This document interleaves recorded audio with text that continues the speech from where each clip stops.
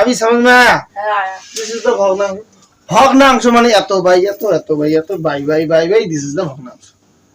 ওকে, যত বাই অত ওইটাকে বলা হয় ভগ্নাংশ। যেখানে বাই সেখানে কি ভগ্নাংশ, এটা বোঝা লাগবে। এত বাই এত অত বাই এত মনে করো সুহানা বাই সাইরু, দিস ইজ দ ভগ্নাংশ। কৌশিক ভাই মিলন, ভগ্নাংশ। বোঝা গেল? আর যদি বলি যে শতকরা রনি কত, মানে রনি, এই শতকরার ঘরে রনি লিখলাম রনি, তখন কি হবে? এই তো বুঝে গেছে রে ছেলেগুলো। রনি ভাই 100। রনির মান আমরা জানি? রনির মান জানি না। মনে করো তর্কে যাবি না, মনে করো রনির ভাই এবারে আছে, মনে করো 13, তাহলে 13/100। বুঝা গেল? এই হলো গল্প। গল্প ভালো লাগছে? ভাল না লাগলেও জোর করে স্যার ভালো লাগছে নাকি?